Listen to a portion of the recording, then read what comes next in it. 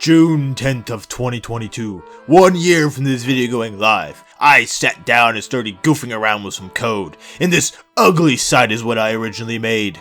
But now, with 1 year of development in the bag, I have achieved the beautiful sight of two naked fellas dueling in the rain.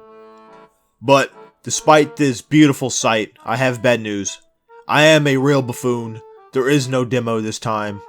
But I promise you, next time, again, third time's a charm, you will have a demo next time.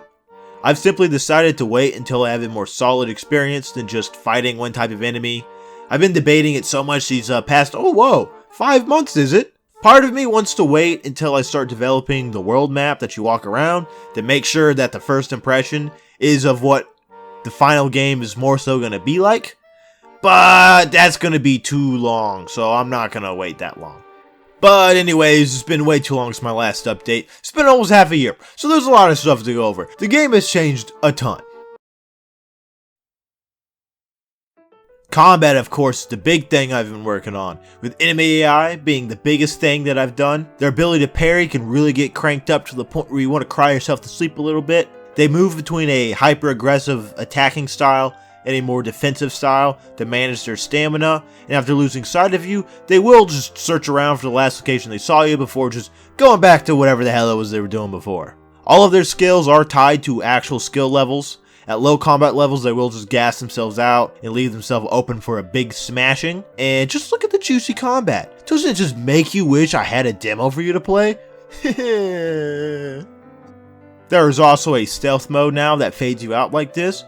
It makes it harder for enemies to detect you when you're approaching them.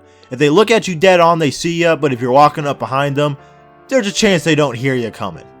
I've added bows that go pew pew all like this, and enemies using them will search their inventories for a melee weapon once they run out of arrows, which I think is a little bit of smart AI if I do give myself a pat on the back. And boom, I got shields now. Blocking is a little bit less effective than parrying since the enemy doesn't get stunned. It's how I'm still incentivizing you to go for the high risk, high reward parry compared to the more dependable block. If you try to block too much damage without letting the shield recharge, you'll get stunned, so don't hunker down too much, you lazy glob. There's this breath effect I added, which is going to be how you judge how much stamina other humanoids have without me throwing in a immersion breaking bar. It's going to be attached to living humanoids, so skeletons won't have it because they're dead. Dead things don't breathe. Don't know if you know that. If you don't believe me, go dig your grandpa up, see if he's still breathing. And as you can see here, I've created a whole bunch of new weapons and updated the attack effect to look all like this snazziness right here. The dust from before just wasn't cutting it. It's just, it's a little ugly. A lot of work has also been done this update on reconstructing animals and weapons, so I can easily create new ones by slapping together these scripts I made. Oh, phew! That was a lot. But we're not done yet, so I'm gonna give you a little brain break here.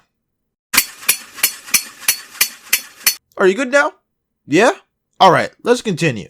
I got this cool water added here. No more just bland, basically single colored squares like there was before. And look what happens to go into the water. Ooh! I still used a shader for this to make the lakes transparent. For a little peek under the hood of how I accomplished this.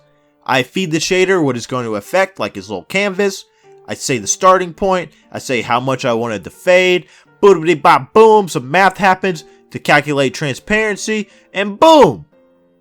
And then while we're still on the topic of shaders, I created a bloom shader to run during rainy or foggy scenes. You see, bloom is used a lot in 3D games, and it's frequently overdone.